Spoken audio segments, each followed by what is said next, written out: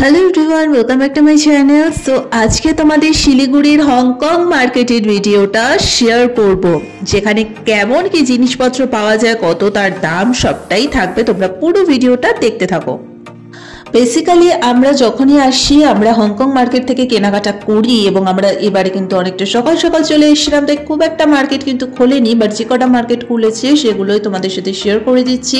ফার্স্টে ঢুকে এই শার্টগুলো দেখলাম, এই শার্টগুলো মোটামুটি 300 টাকা করে বলছিল। ওখানে কিন্তু তোমাদের বার্গেনিং করতে হবে, বার্গেনিং করে কিন্তু সুন্দর করে কেনাকাটা করতে হবে। বিভিন্ন দামের জিনিস ওখানে রয়েছে, বার্গেনিং স্কিলটা ঠিক থাকতে হবে। ওরা কিন্তু প্রচুর প্রচুর দাম বলবে, কিন্তু অত দামে আদৌ কোনো জিনিস না। তো যাই হোক, তো ফার্স্টে আমরা দেখে নিলাম, একটু শার্টের দোকানটা গেছিলাম, দেন কিছু মোজা প্যান্টসের দোকানে গেলাম। 200-250 করে বলছিল প্যান্টসগুলো, আর এই জ্যাকেটগুলো বলছিল 500 টাকা করে। আর এখানে যে জিনিসগুলো ফার্স্টেই দেখছো কোর্সেট টাইপের ঝোলানো রয়েছে, এগুলো খুব একটা বেশি দাম ছিল না, 100-150 মতো ছিল। আর এই যে লং কোটগুলো ছিল 500 টাকা করে ছিল। মেটেরিয়ালসও কিন্তু ভীষণ সুন্দর, যদিও বা সদ্য তখন দোকানটা খুলছে, তাই জন্য বেশি আমরা দেখতে পাইনি। আমার এই জিনিসটা ভীষণ ভালো লেগেছিল, বাট ফিটিংসটা আমার ঠিকঠাক আসেনি, তাই নিলাম না। আর এগুলো হচ্ছে নর্মাল কিছু সোয়েটার টাইপের, এগুলো 200 টাকা করে বলছিল। বার্গেনিং করলে এগুলো কিন্তু 100-150 টাকাতে চলে আসবে। সো যাই হোক, আমি ওখান থেকে একটা সোয়েটার কিনেছি, যেটা 750 টাকা চাইছিল, সেটা 500 টাকায় বার্গেনিং করে নিয়ে আসা হয়েছে। তো সবটাই শেয়ার করবো। এবং আমার ভাইও কিন্তু খুব সুন্দর একটা জ্যাকেট কিনেছে।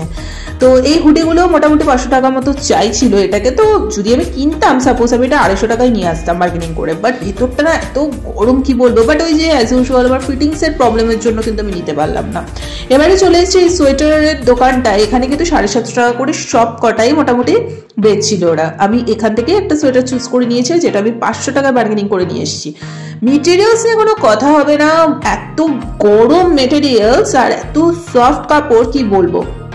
আর হংকং মার্কেটে কিন্তু প্রচণ্ড ভ্যারাইটি সমস্ত জিনিসপত্র রয়েছে। ওখানে 200, 250, 300, 350, 400, 500, 600, 750, 800, 1000 অব্দি জিনিসপত্র পাওয়া যায়। কিন্তু সবাইকে বার্গেনিং স্কিলটা ঠিকঠাক রাখতে হবে, দুমদাম একটা কিছু কিনে নিয়ে আসলেই হয় না। রিমার এই সোয়েটারটা ভীষণ ভালো লেগেছিল। এটা কত চাইছিল, এটা ভালোই দাম চাইছিল, বাট বার্গেনিং করে এই দোকানটাতে কিন্তু একদমই কমাতে চাইলো না, আনফরচুনেটলি। তো যাই হোক, এখানে বেশ সুন্দর সুন্দর সালোয়ার স্যুটগুলো দেখলাম, যেগুলো মোটামুটি 500, 550, 600 এরকম দাম ছিল। বেশ সুন্দর সফট মেটেরিয়াল, কাপড়গুলো বেশ ভালো। ওভারঅল আমার পক্ষে ওই সকালবেলাটা বেরিয়ে যতটুকু পসিবল হলো তোমাদের সাথে ভিডিও করে দেখালাম, কারণ সবকটা দোকান কিন্তু তখনও খোলেনি।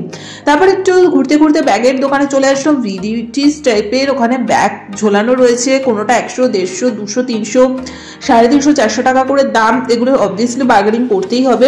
তারপর চলে আসলাম হিন্দুস্তান টি স্টলে, যেখান থেকে বাড়ির জন্য অবভিয়াসলি আমরা চা নিয়ে নিয়েছি। আমি তো নিয়ে এসেছিলাম এবারে আসাম টি। তো চাটা কিন্তু দুর্দান্ত লেভেলের ভালো ছিল খেতে।